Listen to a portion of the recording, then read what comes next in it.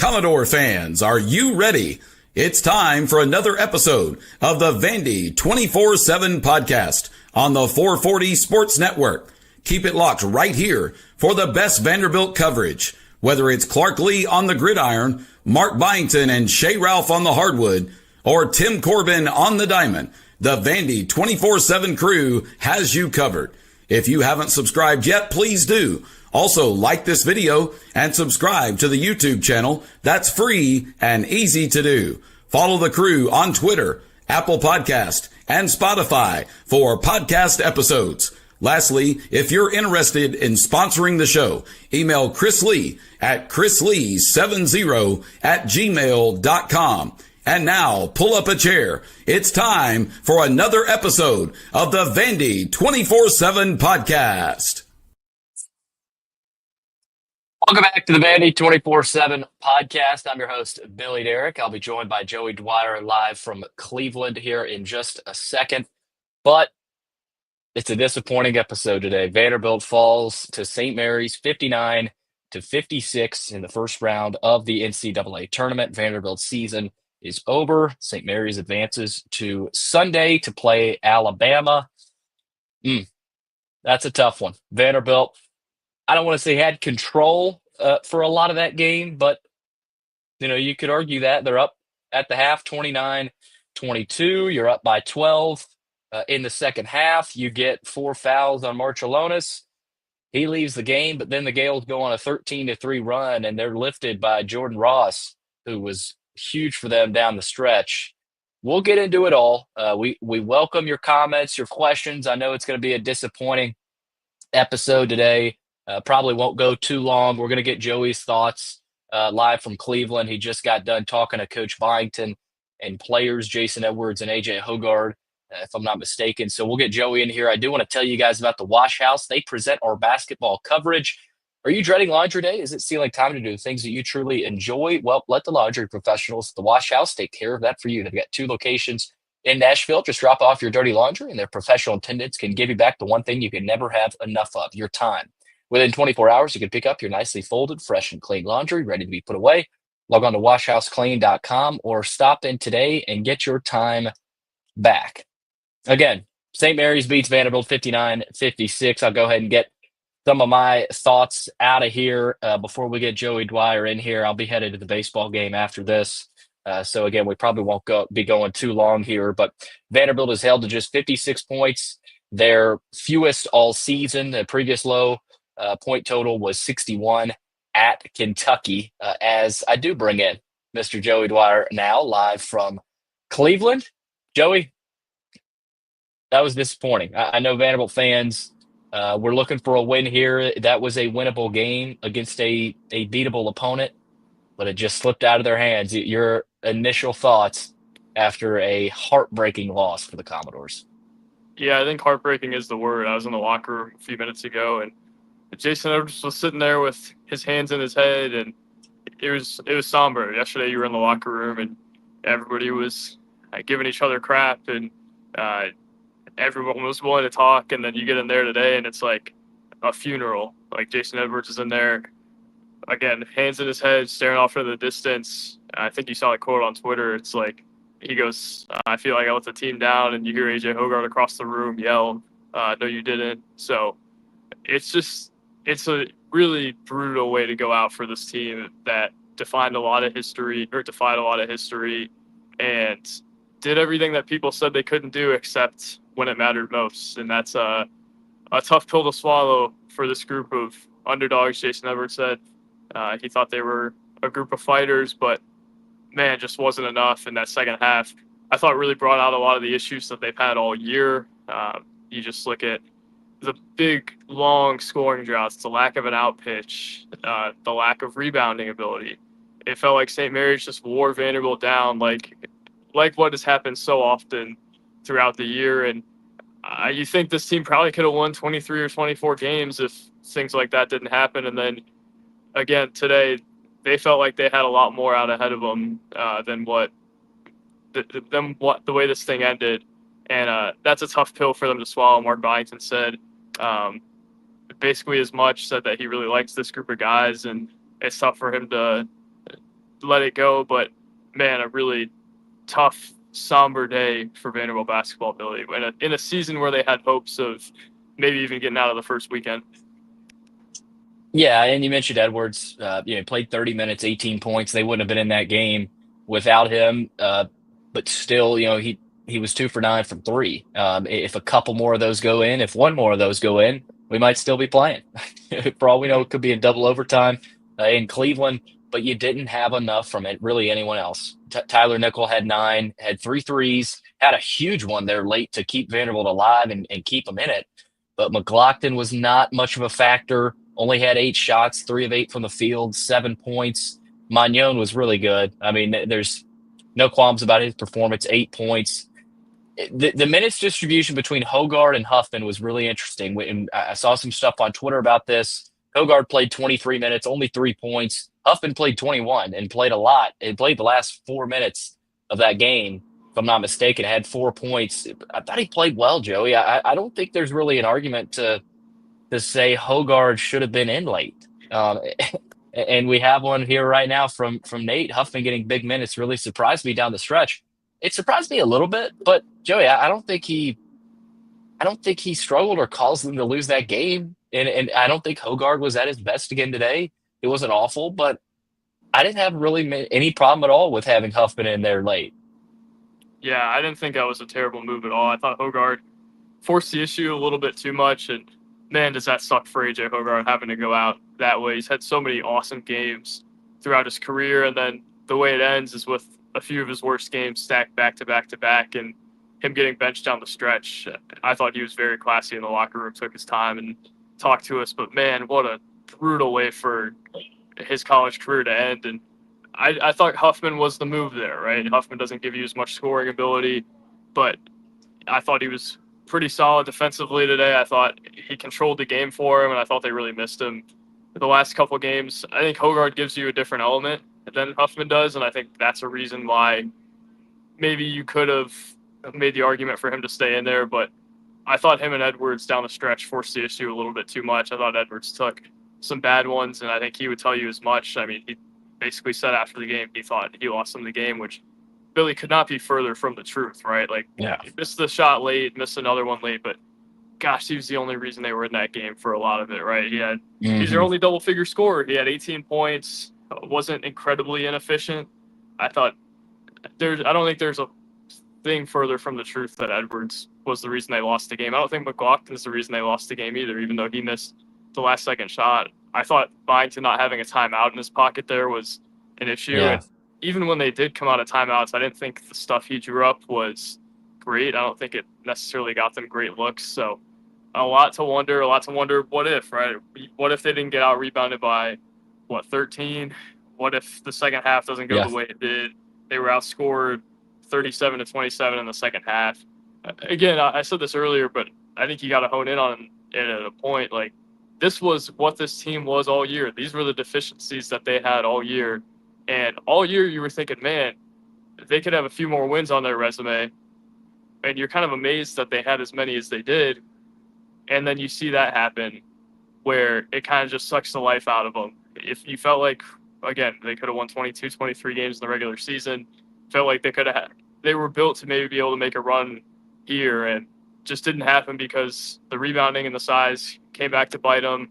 And just because of the way this team kind of had the wear and tear get to him down the stretch, even though St. Mary's, obviously a team with not as deep of a bench, just a really disappointing day for Vanderbilt hoops in a lot of ways. And I don't think it's a day where you blame Jason Edwards or blame AJ Hoggard specifically. I think it's just, man, this team was flawed from the beginning. Chris had said that in the last couple of weeks, and their flaws eventually caught up with them. It doesn't take away from what they did, but if they just had one more big man, if they just had one more shooter, man, this could have been a different team, and it could have ended a different way today. I'm glad you mentioned the second half. It was a microcosm of their season. This game today, only 56 points. That's not good enough, but in a game like this, it could have been. It really could have been. I thought the defensive game plan was pretty good, Joe. I didn't have any problems with what they did defensively. Now the rebounding was an issue. We knew that going in, but Vandy led 39-27 with 15:46 to go. after that, Vandy only scored 17 points in the game. And that stretch there, that sentence is a microcosm of their season. Marcellonis went out there with his fourth foul, and then St. Mary's went on a 13-3 run, courtesy of Jordan Ross, who was huge for them down the stretch. Vanderbilt had two bigs in the lineup, and then St. Mary's was just driving the ball into the lane with Ross, and they had a couple of huge threes there late. Ross was huge in Marcellonis' absence. Joey, it felt like St. Mary's was the more poised team, not dramatically. Like, I don't think Vanderbilt panicked or, people on Twitter are obviously saying Vanderbilt choked this game. But St. Mary's is good, guys. They're a 7 seed for a reason. They're the higher seed for a reason. And, they were eventually going to hurt Vanderbilt. It didn't happen. It's a shame it happened when it did. It happened the last really 10 minutes of the game where, you thought Saxon was getting rebounds, and they out-rebounded Vandy 41-28. It just came home to roost. The issues that Vanderbilt had, compared to the style of play St. Mary's played, it just felt like they kind of swallowed Vanderbilt up a little bit. And they were the more poised team. It felt like they were going to do whatever it took to win. But even then, Joey, Vandy was a 3 away from tying that game. Like I said, we could be in overtime right now if that Edwards shot falls, if that McLaughlin shot falls. And I think that, again, those last 2 shots, they're close. They're close to being that great team. I think they're a couple of pieces away from being really, really good. They were a good team, not a great team this year. I think they're just a couple of pieces away now at this point. But even those last couple shots, just how close they were. And that rebound, right? Just McLaughlin getting that rebound, Huffman finding a way to corral it, and even getting a shot off there. It was close, but not all the way there. And that's a microcosm. And that's the story of this team this year. We can't move the goalpost to say they didn't have a good year, right? I think that was a successful year if they lost by 40 points today. But also, man, they just didn't have enough. Like, they were right there. And I wrote this, like, St. Mary's has a bunch of guys who know how to win. They know how to play together. And it just felt like Vanderbilt didn't really have that down the stretch of this game. I think it was a disappointing day because they lost by 3 and blew a 12-point lead. I mean, I don't know how I'm not saying it's a disappointing year, but I think it's certainly a disappointing day. Yeah, I think the Tennessee game is a good one to reference too, but the offensive rebounds were a story. The age was a story. And ultimately, Vanderbilt just is 1 or 2 pieces away from being a team that can win a few here. I thought an interesting note from Mark Byington post-game too. He figured out kind of that he didn't really have a pulse on how to motivate them, I think, is kind of what he was getting at. It's like they wanted it so bad, especially in this game, that they put too much pressure on themselves. They pressed a little bit. And I think he never really figured out how to get them to not do that. I don't think there was any lack of want to with this team. Maybe there were some butting heads at times, but I think this team had the want to, and they were good enough to be able to win a few games here. Just a shame that they fell short, but man, I still think it was a successful season in a lot of ways, Billy. Oh, yeah. I mean, this is still a successful year. They were picked 16th in the conference, and they make the tournament. This is an awful matchup for them, and they still almost win this game. So they overachieved, right? Again, I'm with you. You cannot change the goalposts right now. But Knox Too Tall says we needed another guy that could go get a bucket. Yeah, that's a lot of it, too. Just like the Drake game, Billy. Just like the Drake game. Jason Edwards was the only double-figure scorer. Like, man. You can't when you only have one guy, and Edwards is the stature he is. He's not always able to get a shot off. A lot of times he does, but it's also not always going to be able to go in. Hogarth, I thought, he had the ball in his hands too many times, but he also didn't have many other options. That's Vanderbilt's next step here, getting another guy alongside Edwards, preferably a scoring point guard who can really shoot it. I mean, you put Marcellonis on this team, and maybe, I think you want a guy maybe a little bit more athletic than him, but steady. You need a steady guy. You need a guy that's really good on defense.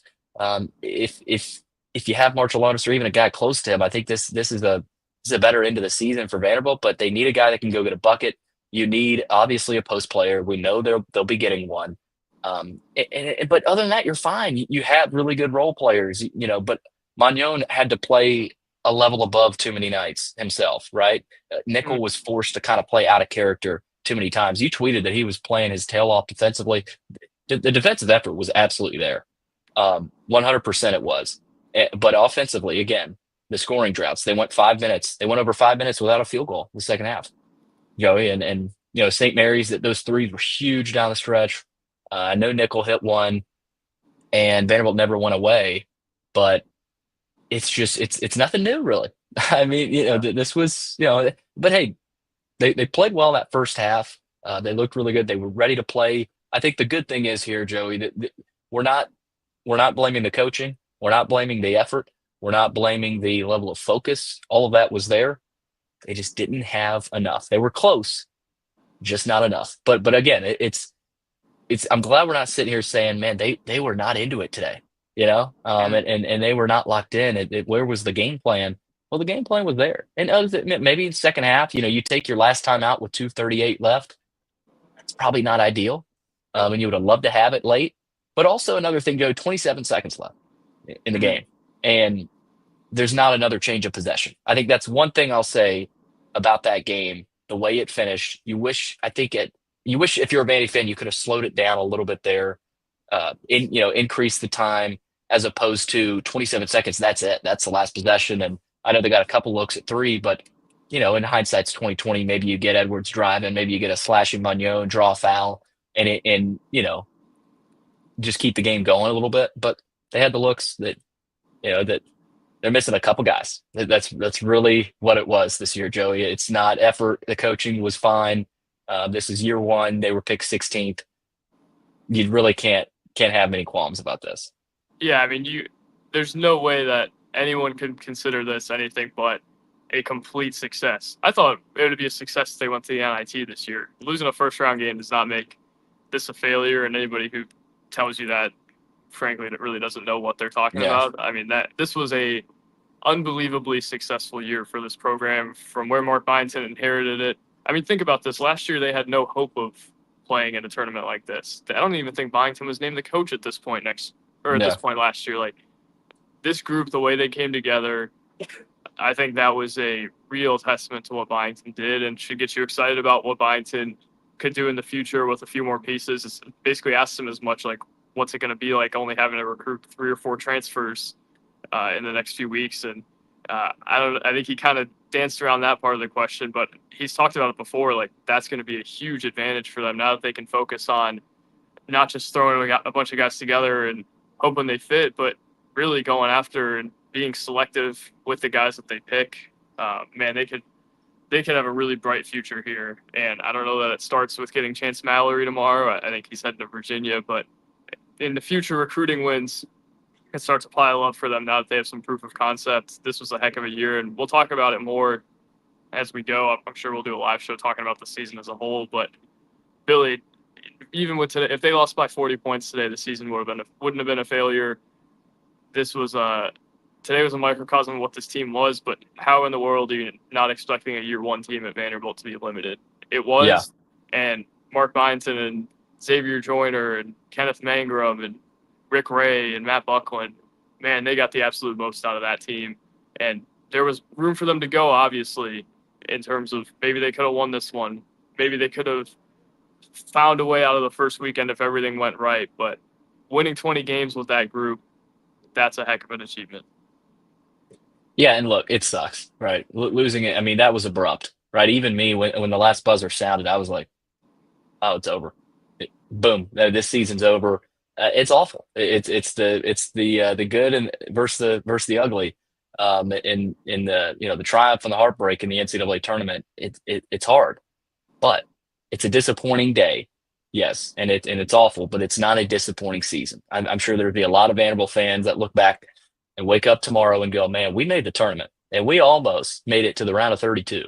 We were a shot away there, and really probably a couple of shots, right? Because we would have gone in overtime, but you were that close to being one of the final 32 teams in the tournament. You were picked 16th. You won 9 games last year. 9 games. And your coach, Mark Byington, turns it around. You get into the tournament. Somebody commented they're excited about the future. You should be. All right. They're on the right path. Byington is here. He's here to stay, right? They still need to be pumping money into the NIL and for the portal. But look, it was a tough loss, but it's not a tough or a bad season, right? I don't think anybody and it was a tough finish to the season, right? You've lost your last 4 games, but you're playing in the postseason. You're playing in March, right? Those are not easy games to win. So the final score: St. Mary's 59, Vanderbilt 56. Joey, I got to head to the baseball game. I don't. If you want to stay on and give some more of your thoughts, you can. I don't know if you have any final thoughts before we let everybody go. I appreciate all the comments and questions, but Joey, that's all I got. And again, the final word for me is that it was a microcosm. That this game, you could look at this game and it would tell you a lot about the team this year, but the effort was there. Yeah, it was a microcosm of their season, but it was in the NCAA tournament, and I think that's what matters the most here, Billy. So I'll leave it at that. I got to get to writing as well, but what a season for Vanderbilt basketball. Yeah. Super tough finish, though. Brutal finish in a lot of ways. And want to shout out before we go, AJ Hogarth, Grant Huffman, and nobody wants to hear this, but AJ Hogarth, Grant Huffman, and Chris Young were great all year with the media, and want to take a second to appreciate that because they did not have to talk to me today, but they did. So appreciate them. Absolutely. That's Joey Dwyer live from Cleveland. He's going to finish up the stories and keep the coverage going.